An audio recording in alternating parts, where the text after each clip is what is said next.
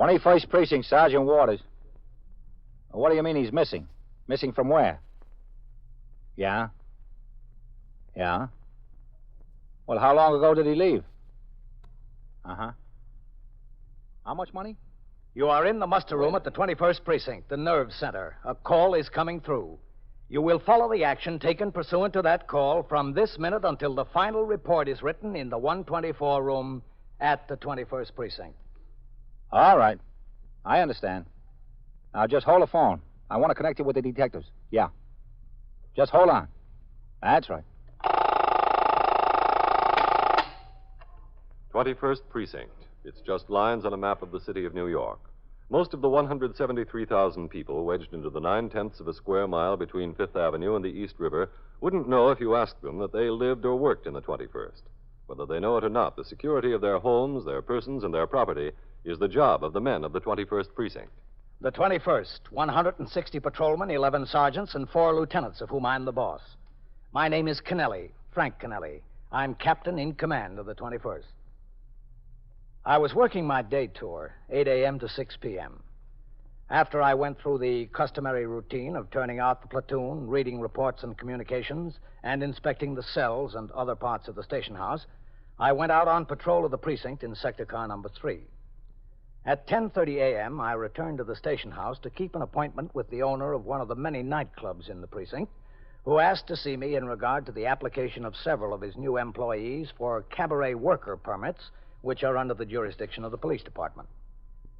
After he left, I went into the back room and up the rickety stairs past the 21st Detective Squad on the 2nd floor to the 3rd floor, where the precinct youth patrolman, the safety officer, the civil defense patrolman, and the precinct hack inspector each have their offices. As I walked down the narrow hallway, I could see inside the open door of the hack inspector's office. Patrolman Jaffe sat behind his desk, and a man wearing a baseball cap and a washed-out sports shirt stood in front of him. And how long after that was it before you noticed the briefcase in the back of your cab? Captain? Hello, Jaffe. Well, I took the car around the corner, and this lady flags me, and she gets in. When I turn around to listen where she wants to go, I see the briefcase. Listen, what do you want from me? I brought it into the station house, didn't I? You're supposed to thoroughly search the interior of the cab after discharging each passenger. There was trucks double parked and a line in back of me when he got out. How could I hold up traffic? I ought to send you down to the Hack Bureau on a violation. For what? For being honest? For not looking in the back of the cab as soon as possible. I told you. Jaffe. Yes, sir, Captain. I want you to call down to the license bureau and check on these for me. Yes, sir. The owner of the cabaret was just in my office. He's got these new people working for him, and he hasn't heard. Yes, sir, I'll get right on it. Could I go now? I'm only losing time. Yeah, you can go. But look in the back of your cab, will you? I will. Don't worry about that. Oh, Jaffe, if the desk officer calls, I'll be in the detective squad. Yes, sir. For being honest, you're getting a jam. You've got to be honest faster. Listen, I came in at the first station house I passed at the first opportunity. I brought the briefcase right in and gave it to the lieutenant down there. The lieutenant gave me a hard time for being honest. He just wants you to stay honest. Well, so long. Whole deal over nothing. Over a briefcase. Is Lieutenant King in his office? Oh, yes, sir, Captain. He's in there. Yes. Captain Kennelly. Come in. Hello, Matt. Captain? You busy, Matt? No, sit down, Captain. I was just going over the telephone record of the squad. Those guys are supposed to enter every outside call they make. Well, we batted a great percentage last month. There's entries for about half the calls. Well, I guess what you need, Matt, is bookkeepers, not detectives. Yes, sir, I guess so. What can I do for you, Captain? Hold on to your chair, Matt. Wow, it's up. The 2nd and 3rd floors are going to get a coat of paint. Well, no kidding. Yeah. They'll be here at 8 o'clock next Monday morning. Oh, I didn't think I'd live to see the day. Everything? Walls, woodwork? Everything. What about the muster room and your office? Well, they say that can wait until next year. Did they take a good look at it? It can still wait. Yes. Excuse me, Lieutenant. Yeah, Cassidy. Lieutenant Lawrence Kay of the 112th Squad is on the straight line, Lieutenant. All right, thanks. Yes, sir. Well, Matt. Wait just a second, Captain, if you have time. Yeah, sure, okay. 21st Squad, Lieutenant King. Hello, Matt. Larry, how are you? I'm all right. Listen, Matt. Yeah. A guy walked in the house out here and says he's office manager of the Sunning Hill Linen Service at 764 East 80th Street. Yeah. Lester Mappin, M-A-P-P-I-N. He said he went to the bank for Hudson Trust Company, Lexington Avenue branch, to get his company's payroll. Yeah? He says two men forced him into a car just outside the bank, brought him out here, and dumped him on Queens Boulevard. How much was it? $3,129.60. You got a description of the men in the car? We're just starting to talk to him, Matt. He just this minute came upstairs. The desk officer sent him up. Sounds like a straight story, though. He said all they took was the cash. They left the bank book and duplicate deposit slip with them. Said they didn't want that. The slip shows a deposit of about a dozen checks. There's a timestamp on it. 10:38 a.m. Okay, Larry. I'll send a couple of men out there to get him. If you get anything that looks like it could be a line before they get out there, would you get back to me here? Yeah, sure will, Matt. All right, thanks. I'll mention it. What is it, man? Payroll stick-up, Captain. Yeah? Two men grabbed the office manager of a linen service as he was coming out of the Lexington Avenue branch of the Hudson Trust Company. They rode out to Forest Hills and took $3,000 off him. Cassidy, Yes, sir? come in here. Yes, sir. Any descriptions of the car or the men? Just starting to talk to him out there. Oh. Yes, sir, Lieutenant. What are you working on? Well, nothing much until just now, Lieutenant. What happened just now? I took a call from the Sunning Hill Linen Service, 764 East 80th Street. Yeah? Their office manager left for the bank over an hour ago to get a $3,000 payroll. He hasn't shown up yet, so they're getting a little bit worried. Well, they got a right to be worried. They got him out at the 112 squad. He was stuck up by two men coming out of the bank. They loaded him into a car and drove him out and dumped him in Forest Hills. Oh, yeah? Call him back over there at the linen service. Tell him what happened. Yes, sir.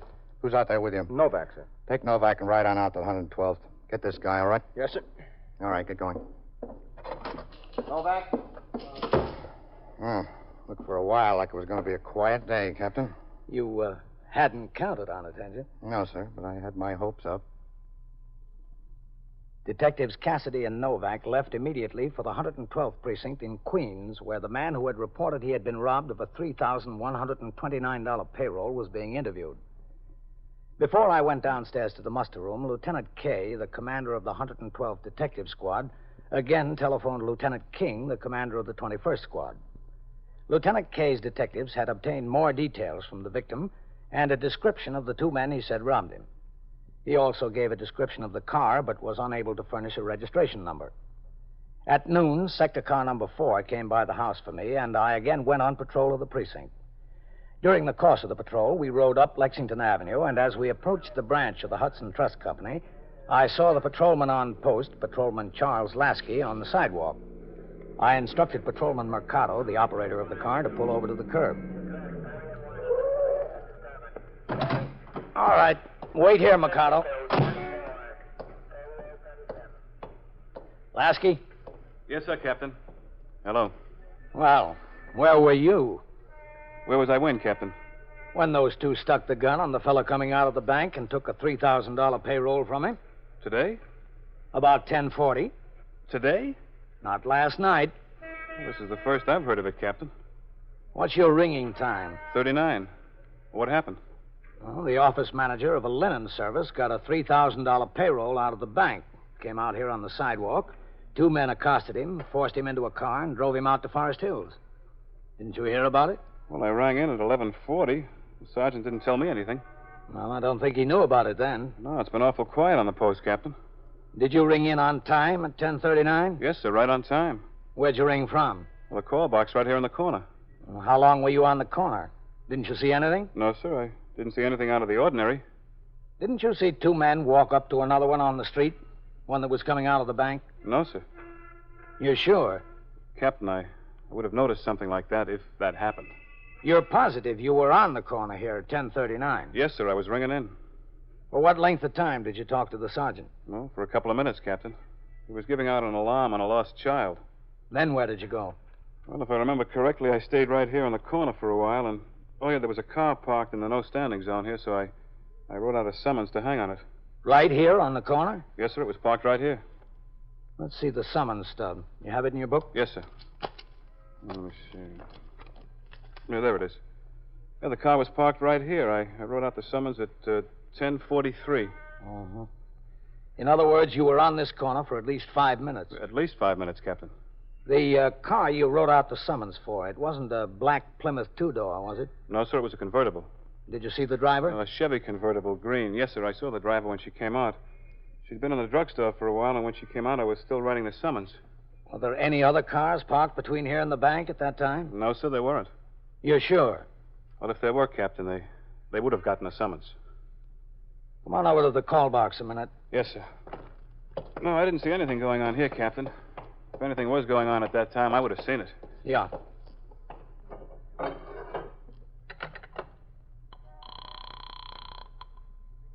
21st Precinct, Sergeant Waters. Captain Kennelly on box 14. Yes, sir, Captain. Sergeant, look on your telephone record and tell me what was the last time Lasky rang in. Yes, sir.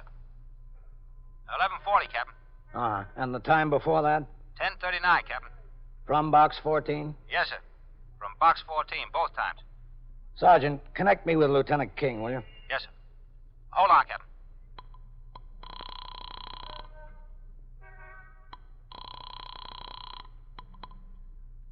First Squad, Lieutenant King. This is Captain Kennelly, Matt. Yes, sir. Matt, did that hold-up victim tell the detectives out at the 112th that the two men accosted him as soon as he came out of the bank? Yes, sir. They held a gun on him, took him across the sidewalk to the curb? Yes, sir, that's right. Said they had their car parked there right at the curb. Down at the corner from the bank? Yes, sir, that's right, down at the corner. Matt, I'm over on that corner now. Yes, sir. Lasky on post here was on this corner from the time of the robbery and for at least 5 minutes afterwards. He didn't see anything like that happen. Well, he might have missed it, Captain. The guy said it happened awful fast. They got him in the car in a hurry. Yeah, that's the point, Matt. Lasky says there was only one car parked here. It's a no-standing zone. He gave the one car parked here a summons, and it wasn't the getaway car. It was a green convertible.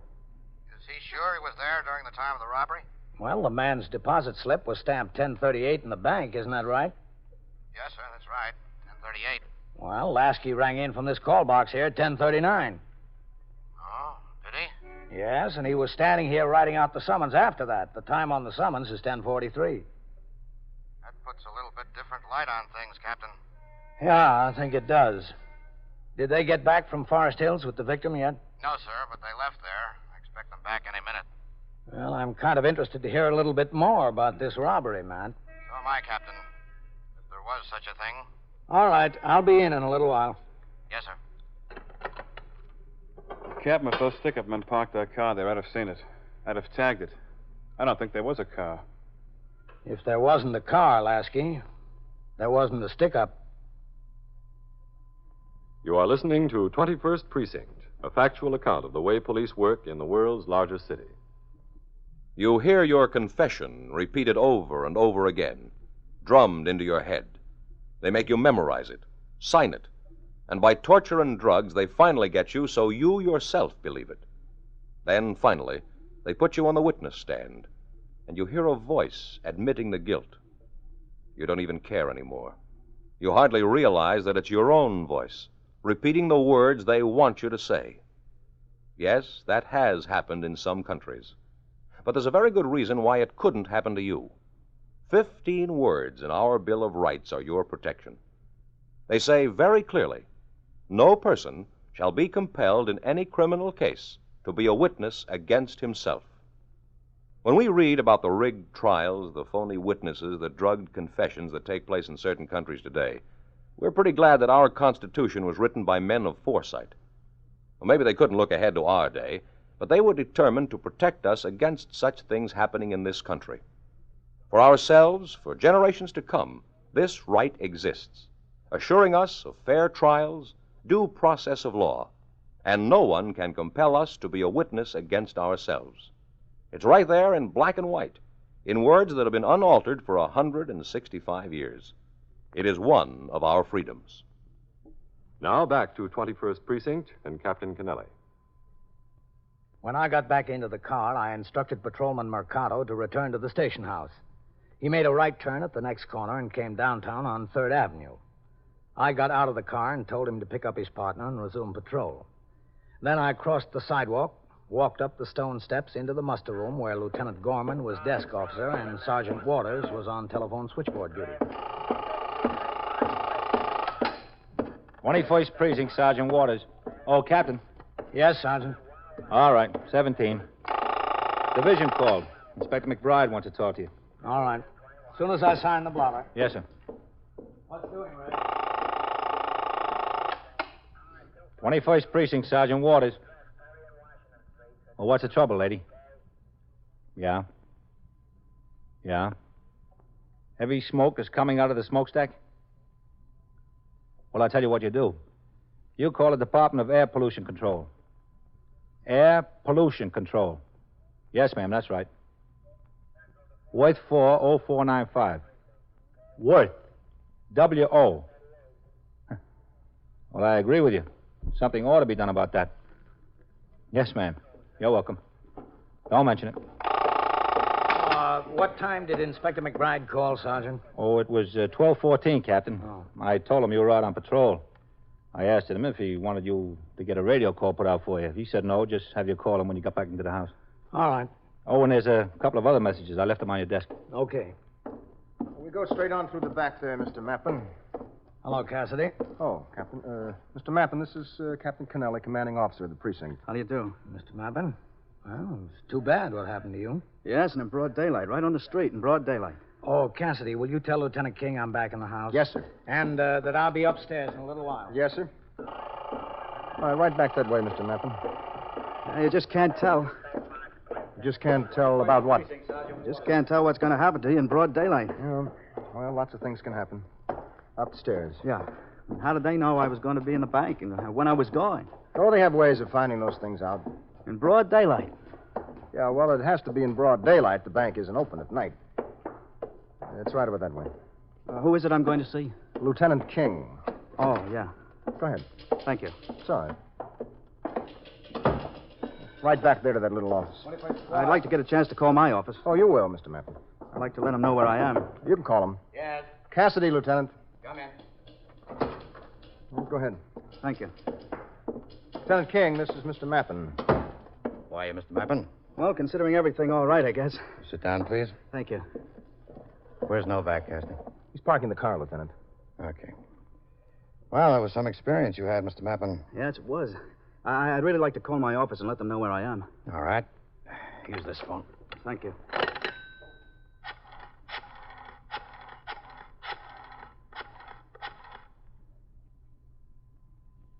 Hello? This is Mr. Mappin. Yes, I'm all right. I'm perfectly all right. No, they didn't hurt me. Could I talk to Mr. Douglas, please? Thank you. Did you bring back a description of the men in the car, Cassidy? Oh, yes, sir. Here's a copy of the 61 they took from him. Here's the bank book and the deposit slip. They gave that back to him. Uh-huh. Hello, Mr. Douglas? No, I'm all right. I'm perfectly all right. They didn't touch me. All they wanted was the money, I guess. No, I'm not worried. I'm all right. I called to tell you I'm back in New York.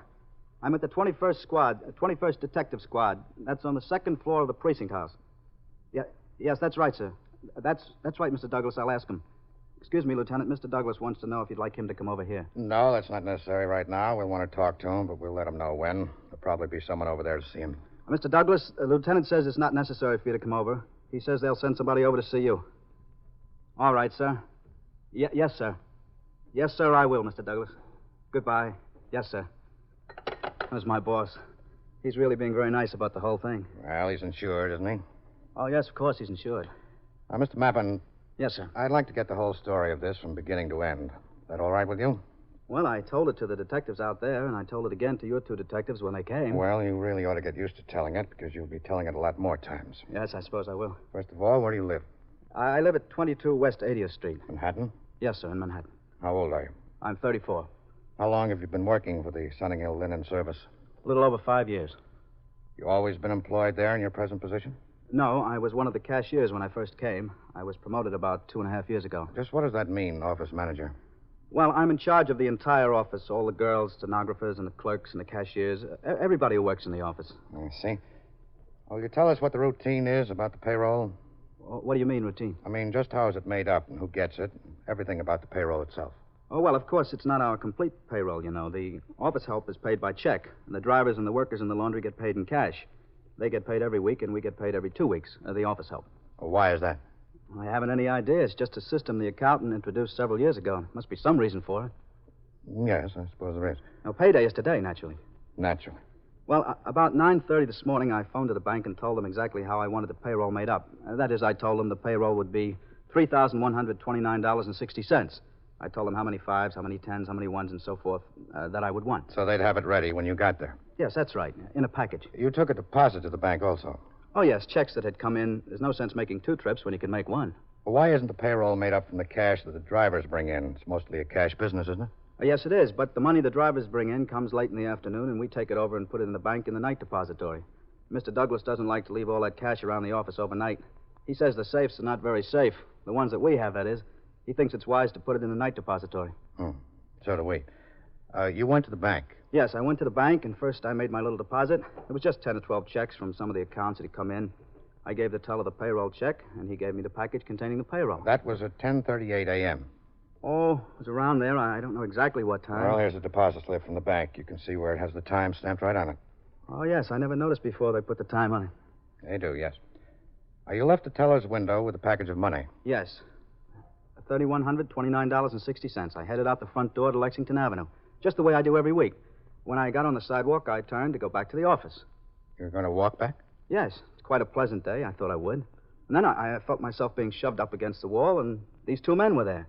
One of them had his hand in his pocket, and I was sure it was a gun. It must have been a gun. It could have been anything else. And they told me to go over to the curb and get into the car, and I did. You just did? Well, there's nothing wrong in that, is there? There's nothing wrong in not wanting to get hurt. I mean, after all, it's only money. You can't take a chance of getting hurt just to save the money, especially if it's insured. Especially, yes. What happened after they put you in the car? Well, they told me to look down at the floor and not to look at either of their faces. They said they wouldn't hurt me if I didn't make them any trouble. And as I said, it's only money. I decided not to make them any trouble. I looked down at the floor, and I kept looking down at the floor. They told me they were going to take me someplace and let me out. And they took you out to Forest Hills? That's right. I knew we went across the bridge, and we were driving out Queens Boulevard. I don't know where exactly they were taking me, but they were very nice about the whole thing. They laughed. They gave me back the bank book and the deposit slip, as you can see. They said they had no use for that, and they knew how much trouble it would cause me if they took it and if it was destroyed. They were very considerate about that. Did you ever see their gun or guns? No, as a matter of fact, but I knew they had them. They must have had them. What made you so sure? Well, the one of them, the one who wasn't driving, he kept his hand in his pocket all the time, in his coat pocket. He said he had a gun, and I couldn't do anything but believe him. You don't blame me for not taking a chance, do you? No, we don't blame you. After all, it was only money. Yeah, that's all it was, only money. They drove you out Queens Boulevard. Yes, that's right. And they got to 75th Road. They pulled the car into the curb.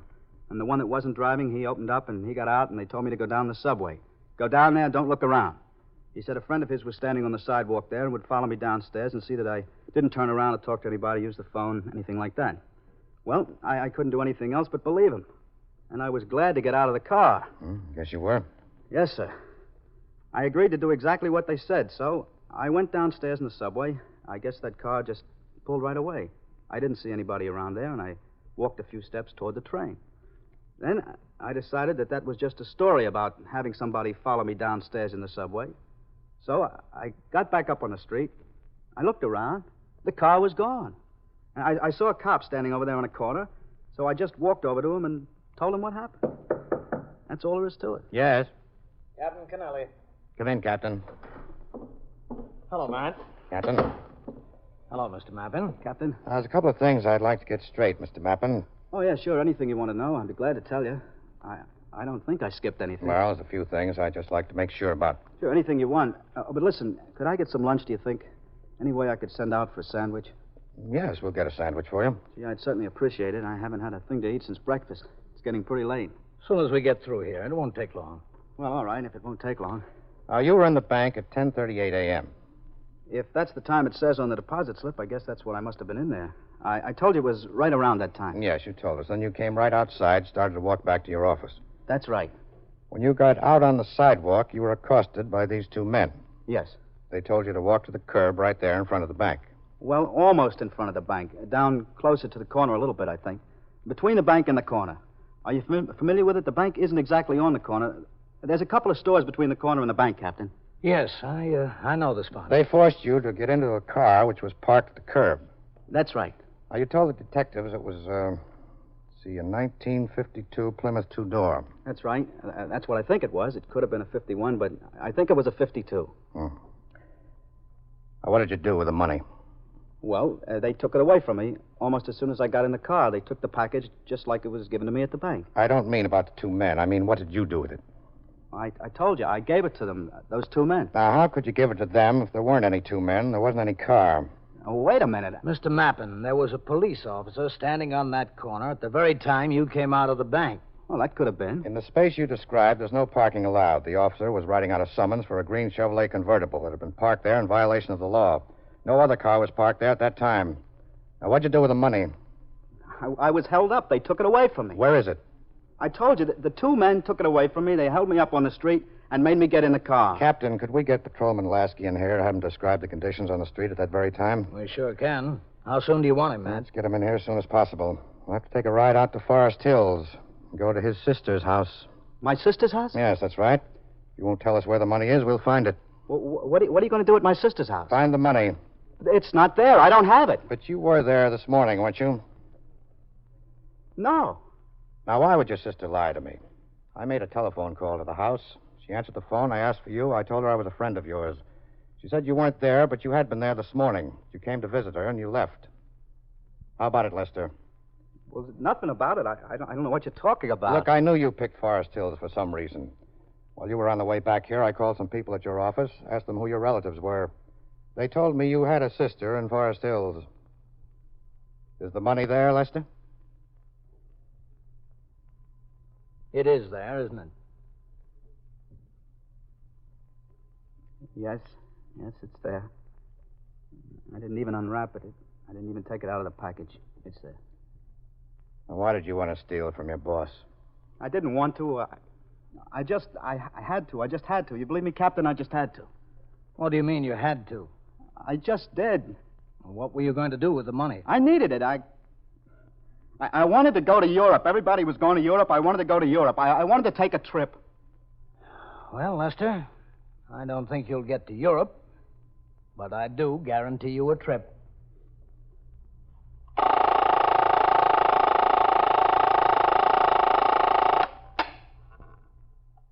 21st Precinct, Sergeant Waters. What kind of accident? Yeah? Yeah? Well, is anyone hurt? Do you need an ambulance there? Who was hurt? Passengers of the bus or passengers of the car? Did the sergeant's car arrive on the scene yet? Yeah? Well, what are the traffic conditions there now? Yeah. All right. I'll notify the Communications Bureau to send an ambulance. Yeah. Are you placing the driver of the automobile under arrest? Okay. All right. Yeah.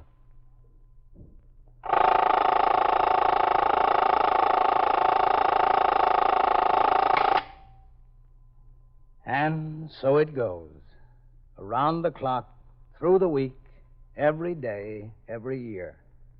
A police precinct in the city of New York is a flesh and blood merry-go-round. Anyone can catch the brass ring, or the brass ring can catch anyone. 21st Precinct, a factual account of the way the police work in the world's largest city, is presented with the official cooperation of the Patrolmen's Benevolent Association, an organization of more than 20,000 members of the Police Department, City of New York. Everett Sloan in the role of Captain Kennelly, Ken Lynch as Lieutenant King. Featured in tonight's cast were Harold Stone, Santos Ortega, Frank Marth, John Larkin, George Petrie, and John Sylvester. Written and directed by Stanley Niss. Produced for CBS Radio by John Ives. Art Hanna speaking. This is the United States Armed Forces Radio and Television Service.